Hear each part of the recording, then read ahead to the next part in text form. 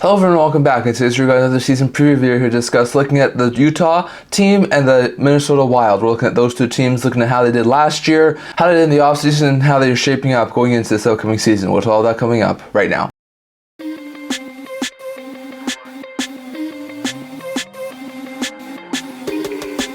Hello everyone, welcome back to the video here at the UtahHC channel. Before we get into this video, don't forget to like this video and subscribe down below. Thank you for your support. We're never to you guys if you haven't already. Don't forget to subscribe button down below. Don't forget to comment down in the comment section below so you can also listen to this video. Now, in today's video, we're looking at the Minnesota Wild and the Utah Hockey Club. Now, as we talked about, we don't have banners for those two teams at this point, so I have the original Minnesota team's banner up there, and I have the original Winnipeg Jets who moved to Arizona, who got relocated to Utah this past season. So, connections to both those clubs, but we're going to start here with the Minnesota Wild. Last year was a season where they had a pretty good season, but a bad start wound up leading them to missing the playoffs. I think they were like under 15 points at the 20 game mark. Teams except for last year's Edmonton Oilers usually don't come back from that, and the Wild weren't able to. Finished with a record of 39-34-9 for 87 points. Good enough for 6th in the Central, 10th in the West, and 20th in the NHL. So they weren't like a bad team, but they were a decently mediocre team, and they finished and missed the playoffs. So I think it was like 11 points or something like that. So they finished out of the playoffs by quite some points. I feel like their team goal scoring wise, they were 21st in the NHL with 251 goals for, so they were in the bottom half of the goal scoring department, and they're also in the bottom half of the goals against department with 263 goals against, tied for 19th lowest in the NHL. So interesting to note there. If you look at their point scores from this past year, Kaprizov led the team with 96 points, followed by Boldy who had 69, and Eric Sneck who had 64. If you look at their goal scorers, Kaprizov also led the team with 46 goals, followed by Ek and Boldy. Ek who had 30 goals, Boldy who had 29. So they had one 90 plus point player and a couple of 60 plus point players, so not too bad for the Wild. Had one 40 plus goal scorer, two 30 plus goal scorers, so interesting note there, but their offense did take a little bit of a hit last year. The rookie scoring leader was none other than Calder Trophy finalist Brock Faber, who had 8 goals, 39 assists, and 47 points. Faber was fantastic last year and a really great player there for the Wild, so all in all, they had some bright spots. Like Faber was a really good bright spot. Some of their offense was really good. Like Kaprizov and Boldy were really good, but still, this was a team who just missed out on the playoffs and didn't have an overly fantastic season. So interesting to note there. If you look at their additions and losses from free agency, if you look at their additions, brought back Sam Walker as well as Raska and Chisholm, so they did bring back some players. They also bring in Reese Johnson, Brendan Gaunce, Travis Boyd, Devin Shore, and Yakov Trenin in free agency. So Shore and Boyd should potentially be fourth liners or spare forwards there for the Wild. Gaunce and Johnson are probably going to be AHL players, call-up options, potentially spare forwards as well. Well, Yakov Trenin should be a fantastic middle six, maybe bottom six forward there for the Wild. So they add some pretty decent forward pieces. They also extend defenseman Jacob Middleton on a 4-year deal and extend Brock Faber on an 8-year deal. So they get some extensions done for some of their blue liners, which is pretty good for the Minnesota Wild. They make some decent additions by extensions. They lose a couple of pieces, not too many huge pieces. They lose Jacob Lucchini, who was a depth player last year, to Nashville. Khaira, who was a depth player, he's currently UFA.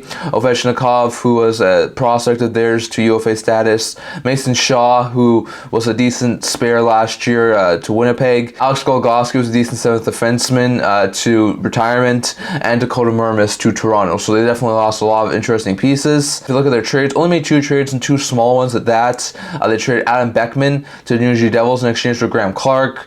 Clark should be a decent depth player there for the Wild and potentially a call-up option. Then they traded Vinny Lettieri and 2024 4th rounder, number 122 overall, to the Boston Bruins in exchange for Jacob Lauko and a 2024 4th rounder, number 110 overall. So the 4th rounders, they wound up trading 12 picks up, and I think Lauko should be a solid 4th liner there for the Minnesota Wild. So definitely made some interesting moves there, and I think they definitely did some good things, if I'm correct, for the Minnesota Wild. Their top 3 picks from this past year's draft, they had their 1st round pick, 12th overall, who traded up 1 spot to take Zeev Buium. Buium's eventually going to be a solid top 4, if not top pair, left shot defenseman, so that's a fantastic pickup there for the Wild, who have him fall right into their laps. They take Ryder Ritchie in the 2nd round, 45th overall, a guy who I thought could have gone late 1st, maybe early 2nd round, winds up falling into their laps, so that's a pretty good pickup there for the Wild. And in the 4th round, 122nd overall, they take Aaron Kiviharju. Kiviharju was at one point projected to go like top 3 in the draft, winds up falling to them in the 4th round. Definitely falling off a little bit, but still, he looks like like a very fantastic player who eventually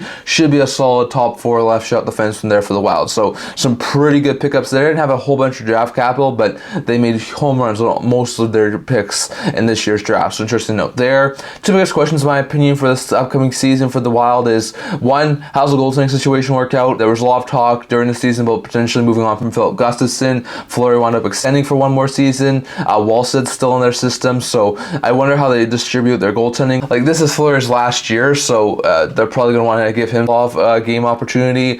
Gustafsson's probably going to want to have a really good bounce back season. Does Wallsted get any NHL action? So it's going to be interesting to see, but one question in my opinion is, how's the goaltending situation work out? And two, will one or two of their younger blue liners get in? They have a really good blue line, but they also have some really good blue line prospects. They have a guy like Carson Lambos. They have a guy like Ryan O'Rourke. They have a guy like, I think it's Sam Hunt. So they have a couple of decent defensive players there. Bouillam's not going to make the NHL this year, maybe next year, but not this year. So I do wonder if any of those younger blue liners could wind up maybe making like a third line role for them. So it'll be interesting to see, but I think the two biggest questions are, how did the goaltending situation work out for the Wild? And two, which blue liners, young blue liners, will be able to make the team this year? So it'll be interesting to see how that works out. If you go over to my current projected lineup for this Wild team for this upcoming season, I have Kaprizov playing on line 1 with Marco Rossi and Matt Zuccarello. I have Eric Sinek playing at line 2 with Ryan Hartman and Matt Boldy. Line 3 is Kuznetsov with Marcus Foligno and Liam Ogren. And line 4 is Frederick Gaudreau with Yakov Trenin and Jacob Lauko. That's a pretty solid forward group. Defensively, I have Faber playing with Brodin. I have Spurgeon playing with Middleton and Miro playing with Lambos. So that's a pretty decent defensive core. I have Gustafsson being the 1A, Fleury being the 1B, both in a tandem again. And I have Marcus Johansson, Sam Walker, and Zach Bogosian being the spares for this upcoming season. So that's a pretty decent forward group and a cap compliant roster there for the Minnesota Wild. Next, going over to my current projected point total for this Wild team for this upcoming season. Now, I have the Wild doing a little bit better than last year. I think they definitely improved a little bit. Their forward group looks a little bit better. Defensively, they're relatively the same, and they have Faber now, who has a year under his belt. I expect bounce back season from Gustafsson and Fleury to have a solid season in his final season at the NHL level. So all in all, I expect Minnesota to have a little bit of a better season. However, I do still, in a really competitive Western Conference, have them missing the playoffs. I have them hitting 90 points this year, 3 higher than last year, but I do still have them missing out by 3 points of a playoff spot. So I think they're going to be close. I would not be one bit surprised if the Wild did make the playoffs this year. I could see them maybe squeak into like a wild card spot, but at this point in time, I do see the Wild just missing out on the playoffs, but I do still having them be a little bit better than they were last year. So interesting note there. But that's my current projected point total for the Wild for this upcoming season. 3 ways that this team can improve.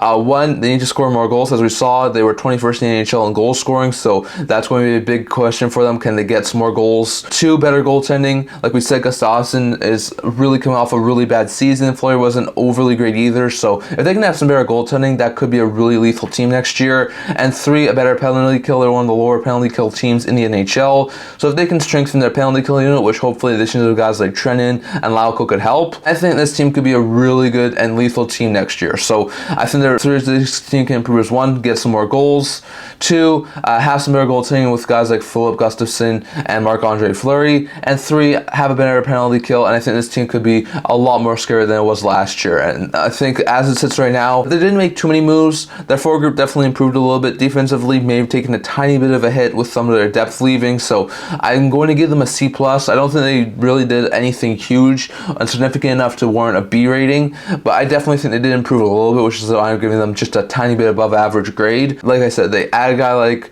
Yakov Trenin, they add a guy like Travis Boyd, Devin Shore can be a decent player, add Lauko, Clark, lose a couple of guys like Beckman's going to be a little bit of a blow, Letary, they lose Goligoski and Murmis, Khaira and Shaw. So like I said, they lose a couple of depth pieces, add a couple of depth pieces. The biggest upgrade was a guy like Yakov Trenin, and they made some pretty good moves in the draft. So all in all, I think they had a pretty decent free agency period and offseason, but I do think a C+ rating is warranted for the Wild after what they did. Going over to the Utah franchise. Now when it comes to the Utah franchise, this is about to be their first ever season in the NHL. Last year, they were currently known as the Arizona Coyotes. Coyotes last year finished with a record of 36, 41, and 5 for 77 points. At one point, they were in a playoff spot around the halfway point of the season, but with all the arena concerns, they really took a horrible losing streak, and that really derailed their season. So like I said, 36, 41, and 5, not overly bad for the Arizona Coyotes. 7th last year in the Central Division, 13th in the Western Conference, and they finished 27th in the NHL, so it wasn't an overly great season. Coyotes finished tied for 16th in the NHL in goal scoring with 256 goals for, so Offensively, weren't an overly bad team. Defensively, though, they definitely had problems. 274 goals against, tied for 24th in the NHL. So not an overly great season there for the Coyotes, and definitely one they probably want to have back. But their goal scoring definitely took a step forward this past season. Point scoring leaders for this Coyotes team last year. Keller wound up scoring 76 points, led the team in points, followed by Nick Schmelz, who had 61, and Matthias Michelli, who had 57. Clay and Keller also led the team in goal scoring with 33 goals, followed by Krause, who had 23, and Bukes and Schmelz, who both had 22. So there were a lot of interesting players there who hit the plus 20 goal mark for the Arizona Coyotes, and Keller also had 30 plus goals. So interesting to note there. The rookie scoring leader was Logan Cooley, no surprise there. 20 goals, 24 assists, 44 points. Was a fantastic dynamic rookie there for the Coyotes last year, and I expect him to build off of that season this year. So this team missed the playoffs and then wound up getting relocated in the offseason. So interesting to note there. If you look at the additions and losses that Utah made this past season, brought back a lot of players, including Liam O'Brien, Barrett Hayton, Milos Kellerman, Ben McCartney, Sean Dursey, Yusuf Valimaki, Michael Kesselring, and Vladislav Kolyashchinok. A lot of those guys are RFAs, a couple of UFAs, but they definitely brought back some key pieces like Valimaki, Dursey, and Hayton. And free agency made a couple of additions. Added Kevin Stenlund off of the Stanley Cup winning Panthers to a 2-year deal. Should be a sell bomb 6 forward. Also add depth player Andrew Gazzino.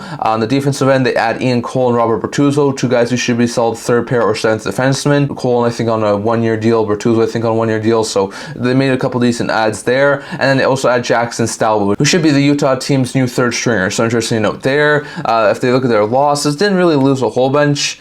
They lose Travis Boyd to Minnesota, as we just talked about. Nathan Smith goes to Vancouver. Well, John Leonard's currently UFA. Travis Dermott's currently UFA. And Joshua Brown went to Edmonton. So all in all, they didn't make too many bad moves. They wound up losing a couple of decent bomb 6 forwards and a couple of decent like third pair seventh defensemen. So not too much moves there. Made 3 trades, all of them pretty big. The first one was trading Geekie, JJ Moser, a 2024 7th round pick, number 199 overall, and 2025 2nd round pick, Toronto's, to the Tampa Bay Lightning in exchange for Mikhail Sergachev. So they made a really good addition there by adding Mikhail Sergachev.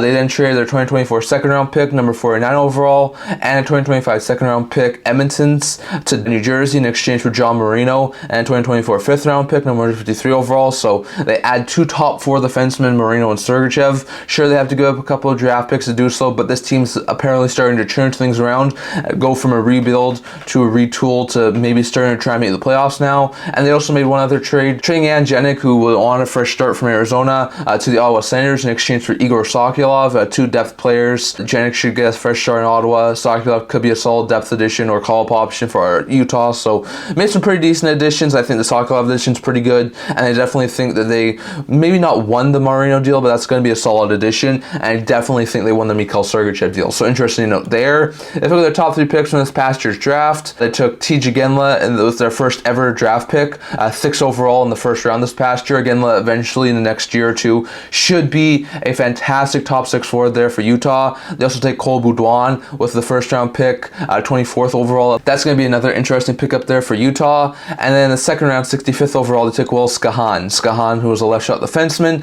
Looks like eventually could be a solid 2nd, maybe 3rd pair defenseman there for the Utah franchise. So definitely made some really good additions there in the draft. And I think they drafted pretty well again. So interesting out there. If we look at their 2 biggest questions entering this training camp, it's 1, who makes the top 6? This team has a lot of really good young offensive weapons. They have Gunther, Cooley, Keller, Schmalz, Hayton. They have Michelli. Krause is doing really good. There's probably a couple of other guys. Josh Stone is another one. So who winds up making the top 6 this year? I think is going to be an intriguing thing. Who winds up playing with who in that top 6? And 2, can Lamoriello or Iginla make the team? Now, I think those are both most likely outside chances. I think Lamoriello's a little bit more likely at this point than Iginla, but both those guys have really good, bright young futures. Can Lamoureux wind up making the team? On the defensive end, I think it's a possibility. Iginla making the 4 groups a little bit more harder, especially with the depth they have, but I wonder if one of those 2 guys can wind up making the team. So in my opinion, 2 biggest questions entering training camp is 1, who makes the top 6 for Utah? And 2, could Lamoureux or Iginla wind up making the team? So that's going to be interesting to note there. Going over to my current projected lineup for the Utah franchise for this upcoming season. On line 1, I have Dylan Gunther playing with Logan Cooley and Clayton Keller. Line 2 is Matthias Michelli with Nick Schmalz and Josh Stone.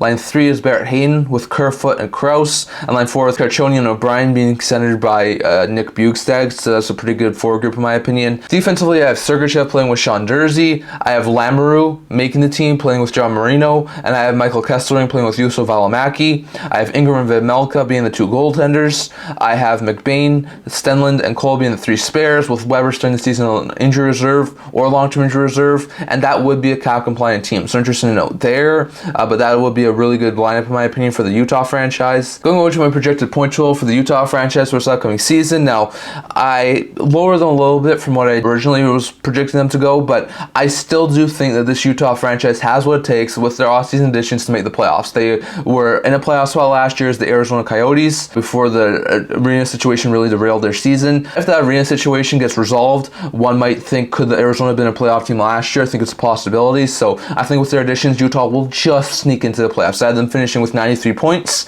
16 higher than last year, and making it as the second wildcard team. Now, I think they could have an outside chance of potentially making like a top 3 spot in the Central Division. I also think there's a possibility Utah winds up missing and just misses out. Like I said, they are in a really competitive team. I could see Minnesota be a team who winds up bumping them out. But I think at this point in time, I think Utah's made enough changes and had a good enough season last year as Arizona that I think that they can make the playoffs. So I had them making 93 points, second wildcard in the Western Conference, and 16 points higher than where they were last year. So that's my opinion on the Utah franchise entering the season. 3 ways this team can improve to get better for next year. 1, they need more improved defense. We saw this team last year. Their defense was not good. Additions of Sergachev and Marino, potentially adding some young players like a Lamoureux, could wind up helping that defense. So I think a more improved defense needs to happen.